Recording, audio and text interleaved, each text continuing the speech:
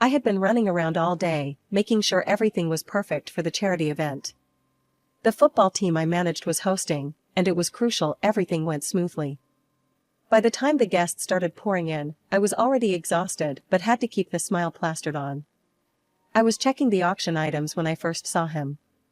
John was hard to miss. He was handing out programs at the door, his smile genuine and reaching his eyes. I figured he was just another volunteer, but something about him caught my attention. "Need a hand with those?" His voice was warm as he approached me by the auction table. I looked up, a bit startled. "Oh, thanks, but I think I've got it under control," I said, stacking the last of the brochures. "Sure looks like it," he chuckled, glancing around at the well-organized venue. "John," he extended his hand, which I shook, feeling his firm grip. "Emily," I introduced myself, trying to ignore the little spark that shot through me at the contact. "So, Emily, you run this whole operation?" His eyebrows shot up, clearly impressed. "Yeah, I manage the team and organize these events. It's a lot, but I love it." John nodded, his eyes scanning the room before settling back on me. "Looks like you do a great job. It's nice seeing so much support for a good cause." The conversation flowed effortlessly. We talked about the event, the team, and somehow drifted into more personal territories like our favorite movies and books. It was refreshing to talk to someone who was genuinely interested in what I had to say. "So, you volunteer often?" I asked, sipping my drink as we leaned against a high table. "Whenever I can. My buddy dragged me here, but I'm glad he did." John's smile was infectious, and I found myself grinning back. "Dragged? Really, that's the story you're going with?" I teased, raising an eyebrow. He laughed, a sound that was hearty and sincere. "Okay, maybe not exactly dragged. I wanted to come. And I'm glad I did, meeting you is a bonus." As the night wore on, I realized I was enjoying myself more than I had at any previous event. It wasn't just the success of the evening, it was John. He was easy to talk to, didn't put on airs, and didn't shy away from showing his interest. His down-to-earth nature was a breath of fresh air in the usual snooty crowds I mingled with. "Hey, before this night ends, can I see you again?" John's question caught me a bit off guard, not by the content but by the earnestness in his voice. "I'd like that," I admitted, my usual guarded self taking a back seat. "Great, it's a date then," he said with a confident nod, his smile wide. As I watched him mingle with other guests, thanking them for their contributions, I couldn't help but feel like maybe, just maybe, this was the start of something special. The drive over to John's parents' place was quiet, too quiet. I kept fidgeting with the hem of my skirt, my stomach in knots. John noticed, of course, and reached over to give my hand a reassuring squeeze. "It's gonna be fine, Em. They're gonna love you," he said with a smile, but I could tell he was a bit nervous too. As we pulled into the driveway of a tidy suburban home, my anxiety ramped up. John's mom, Martha, and his sister, Karen, were already waiting at the door as we walked up. Their smiles were tight, almost forced. "John, and you must be Emily," Martha said, her voice sweet but her eyes scanning me like a hawk. She offered a cheek kiss that barely touched my cheek. "Nice to meet you, Mrs. Smith," I managed to say, trying to sound confident. "Please, call me Martha. And this is Karen." She gestured to a woman who looked a lot like John, but with sharper edges.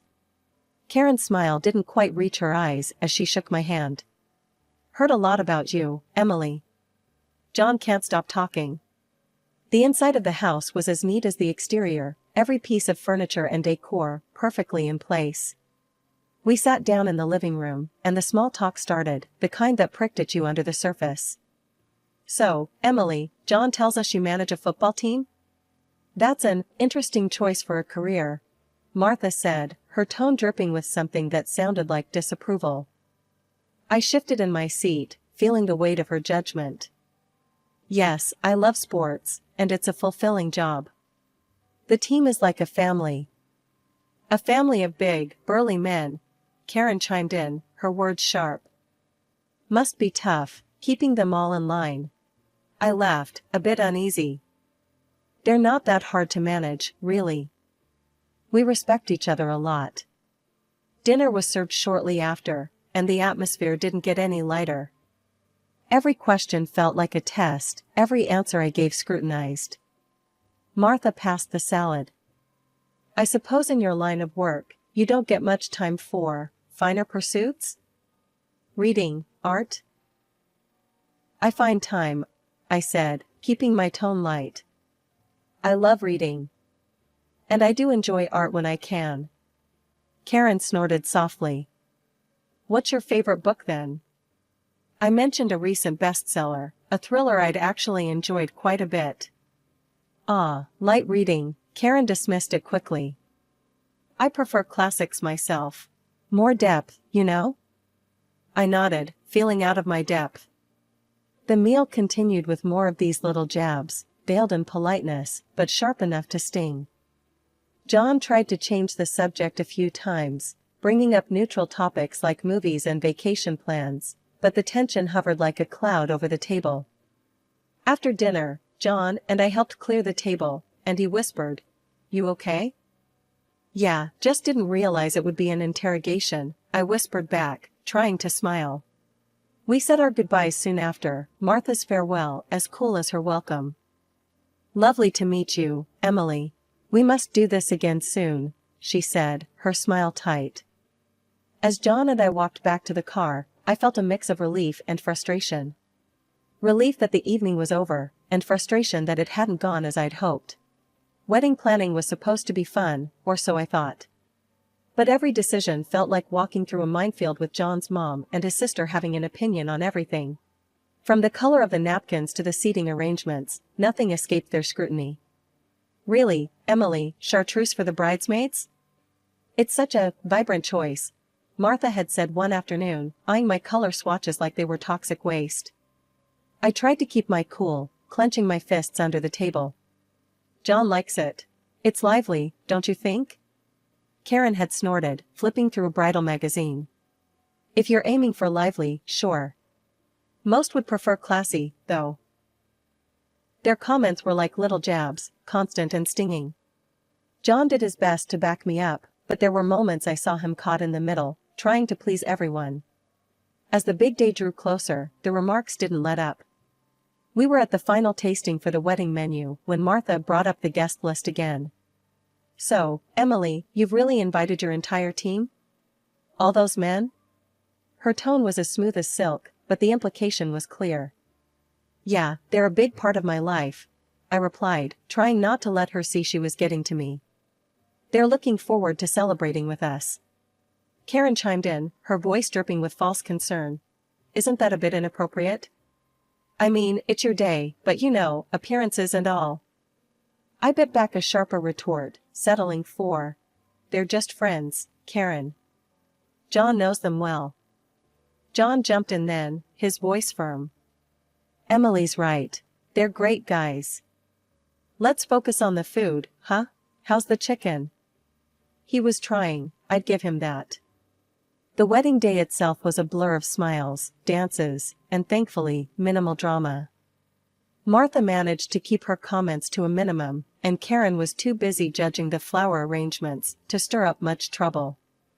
At the reception, though, after a few glasses of champagne, Karen found me alone by the bar. "Emily, just a heads up, Mom and I will be keeping an eye on things, you know, after the wedding." Her words slurred slightly, but her sharp gaze told me she was sober enough to mean what she said. I frowned, turning to face her fully.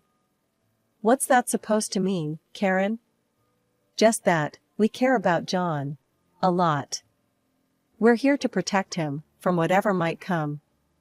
She patted my hand in a patronizing way that made my skin crawl. I took a deep breath, counted to 10, and decided to let it go for the night. For John's sake, I plastered on a smile and rejoined the party. The rest of the evening went off without a hitch, and John and I slipped away, finally married and ready to start our life together. As we drove off to our honeymoon, his hand in mine, I felt a mix of joy and apprehension. The wedding was over, but something told me the real challenges were just beginning. The news hit like a wave when I found out I was pregnant. Overjoyed, I couldn't wait to tell John. We'd been talking about starting a family, and this felt like the perfect next chapter for us. John's reaction was everything I hoped for. His eyes lit up, and he lifted me off the ground in a bear hug right in the middle of our kitchen. "We're gonna have a baby," he exclaimed, laughter and tears mixing on his face. It was a moment of pure happiness, one I wanted to bottle up and keep forever. But then came the hard part, telling his family. Given the cold shoulder I'd gotten so far, I was nervous. We decided to break the news at a family dinner that Sunday. As we drove over, John squeezed my hand, trying to be reassuring. "Whatever happens, we're in this together, right?" he said, glancing over at me with a smile. "Right," I nodded, but the knot in my stomach only tightened. Dinner was already tense when we arrived. Martha was her usual self, controlling the conversation, while Karen seemed on edge, barely acknowledging my presence. When dessert was served, John decided it was now or never. "So, we have some news," he began, his voice steady but filled with excitement. Martha and Karen turned their full attention to us, forks paused midair. "We're expecting a baby," I said, managing a smile despite the anxiety. Martha's reaction was hard to read at first. She just sat there, blinking, before forcing a smile. "Well, that's wonderful news," she said, her voice a bit too high-pitched. Karen, on the other hand, didn't bother hiding her feelings. "A baby, huh? You sure it's John's?" Her words cut through the air, sharp and cold. John's face turned red, and he slammed his hand on the table. "Karen, what the hell?" I felt a chill run down my spine, but I forced myself to speak. "Yes, I'm sure." "Why would you even say that?" Karen shrugged, looking from me to John with a smirk. "Well, you work with a lot of men, Emily. It's a fair question." "That's out of line, Karen. Totally out of line," John shot back, his tone harsh. Martha intervened then, her voice soothing but with an undercurrent of steel. Now, let's not jump to conclusions. We're just surprised, that's all. Right, Karen?" Karen muttered something under her breath and pushed her chair back. "I need some air," she announced, before stalking off. The rest of the evening went downhill. We left soon after Karen's exit, the car ride home filled with silence and unsaid words. I could tell John was furious and embarrassed, and I didn't know how to comfort him without stirring up more anger. "John, I'm sorry about that," I finally said as we neared our house. "It's not your fault, Em. It's Karen. She's out of line. We'll handle it," he replied, his grip on the steering wheel tight. As we pulled into our driveway, I couldn't shake off Karen's words or the look in her eye. It was clear she was brewing up a storm, and I had a sinking feeling that this was just the beginning. Her question about the baby's paternity was more than just a jab, it was a declaration of war. The weeks following the dinner were a mixed bag. Work kept me busy, and my pregnancy was progressing well, but the tension with John's family, especially Karen, was always lurking in the background. One particularly grueling day at the office, I was wrapping up late. Most of my team had already headed out, and I was looking forward to getting home and putting my feet up. That's when Mike, one of my coaches, popped his head back in the door. "Hey, Emily, you heading out soon? I can give you a lift if you need, my route's past your place today." I hesitated for a moment, aware of Karen's insinuations, but then reality kicked in. It was just a ride. "Sure, thanks, Mike. I'm just about done here." As we walked to his car, I was grateful for the company. Mike was always easy to talk to, and I needed to unwind after a long day. We chatted about the usual, team stuff, upcoming games, nothing personal. When he dropped me off, I thanked him and thought nothing more of it. That evening, John came home looking stormier than I'd seen him in a long time. He stormed into the kitchen, where I was starting on dinner, and slammed his keys on the counter. "Emily, we need to talk," he said, his voice tight. I turned off the stove, my heart sinking. "What's wrong, John?" He pulled out his phone, showing me a video. It was me, getting into Mike's car. "Karen sent me this. She's making claims, about you and Mike. She's saying..." I felt sick. The video was harmless, but with Karen's spin, I could imagine what she was suggesting. John, it's nothing. He just gave me a ride home because it was on his way. John ran his hands through his hair, clearly trying to calm himself. I know. It's just, her constant digging and poking. It's just hard, you know? Having my sister turn against my wife like this. The next day, things took a turn for the worse. Karen had escalated her campaign against me by calling our office anonymously, spreading rumors about my inappropriate relationships with the team. My boss pulled me aside, concerned. Emily, you know I don't usually pay attention to gossip, but these calls, they're quite specific. Is everything all right? I reassured him, angry and embarrassed, that Karen's lies had reached my workplace. Everything's fine, really. Just some family drama spilling over. I'm sorry it's gotten this far. He nodded, understanding but clearly uncomfortable. All right, just handle it, okay? We can't have this affecting the team. After Karen's anonymous calls, the atmosphere at work changed. It wasn't just the whispers, it was the looks. People I'd worked with for years, who joked around and shared coffee breaks with me, now hesitated, their eyes flicking away too quickly when I caught them staring. I walked into the locker room one day to grab some files when I overheard a couple of the newer team members whispering. Just weird, isn't it? Wonder if it's true what they say about her.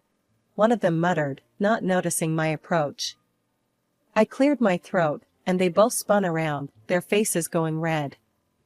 If you have something to ask me, do it to my face. Not behind my back, I said, my voice colder than I intended. The taller one, a rookie named Tom, stuttered out an apology. Sorry, Emily. It's just the rumors and all. What, that I'm having affairs with half the team?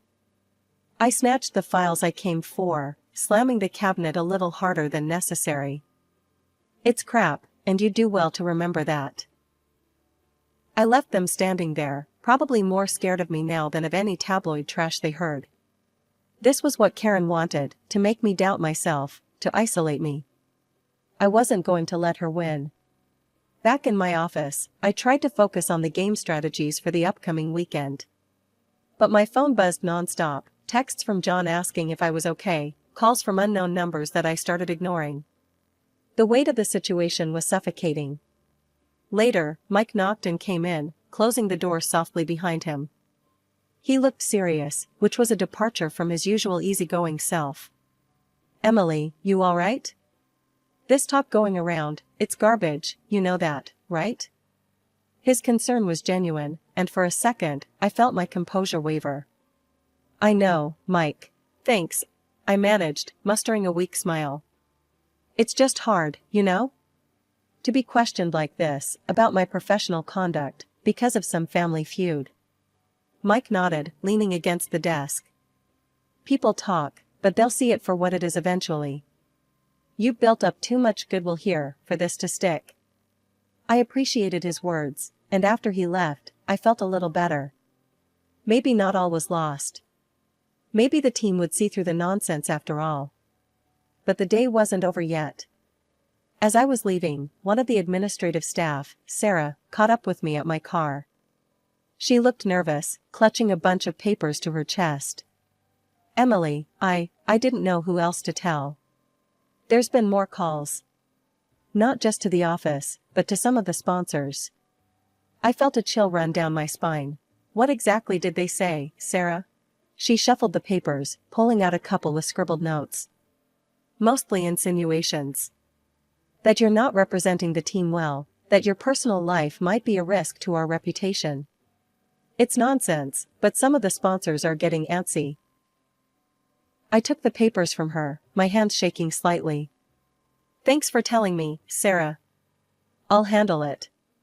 Driving home, I felt the weight of the world on my shoulders. How could I fight this?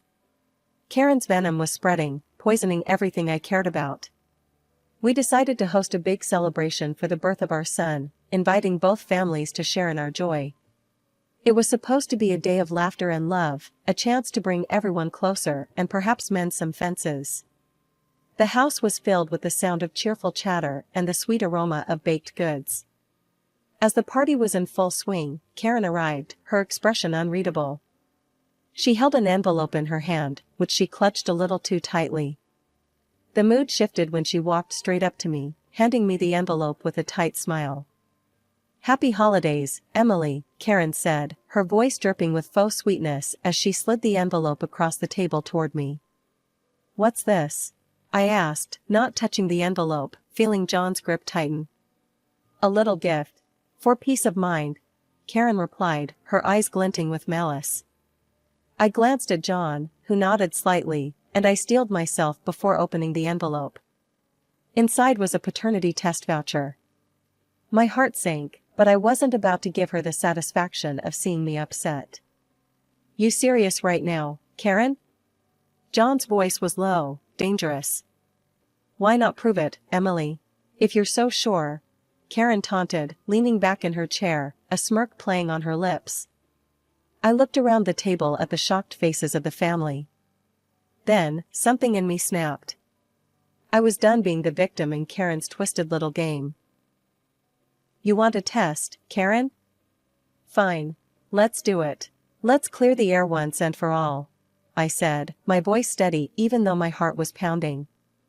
John was staring at Karen, his expression hard. "And when it shows that I'm the father, Karen, I want you to stop this." "Stop all your crap." Karen shrugged, looking around at the family members who were whispering among themselves. "Sure, when it shows John is the father." The next week was a whirlwind of doctor's appointments and waiting. When the results came back, John and I opened them together. No surprise, John was indeed the father. We called another family meeting, this time at our home. Karen and Martha arrived, looking slightly apprehensive. I handed them the test results without a word.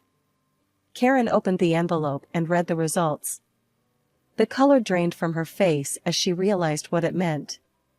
Martha read over her shoulder, her expression crumbling into one of embarrassment. John took a deep breath before he spoke, his disappointment palpable.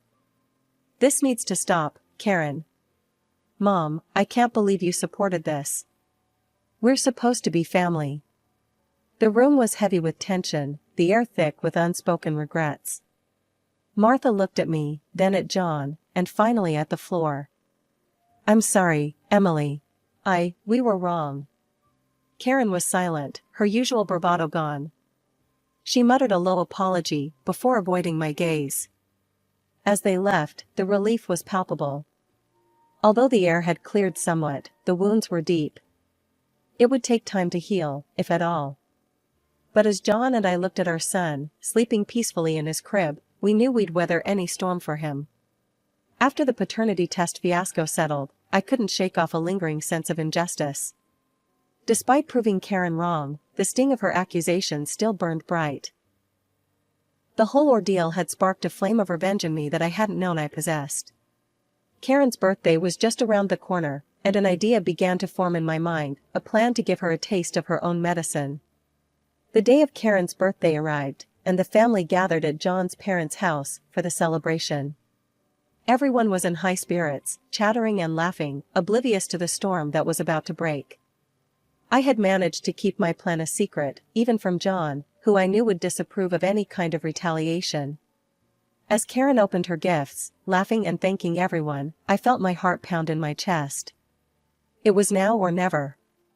I approached her with a serene smile, the same DNA test certificate in hand that she had so callously gifted me months ago. "Happy birthday, Karen," I said, my voice calm as I handed her the envelope. "I thought you might appreciate this little gift, just as I did." Karen's face dropped as she took the envelope, confusion turning to apprehension. "What's this?" she asked, her voice a tremble. "A paternity test," I replied coolly. "After all, if you have nothing to hide, there's no harm, right?" The room fell silent. Everyone's eyes were on Karen, then on me. Martha looked from me to her daughter, clearly shocked. Karen hesitated, her face pale, then laughed nervously. "You're joking, right, Emily?" No joke, Karen.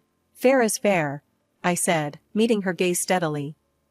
Under the weight of the family's expectant looks, Karen finally agreed. The test was done the following week, and we all awaited the results.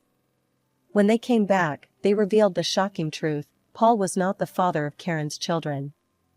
The news broke during another family gathering, and chaos ensued. How could you, Karen? Martha's voice was filled with disbelief and anger.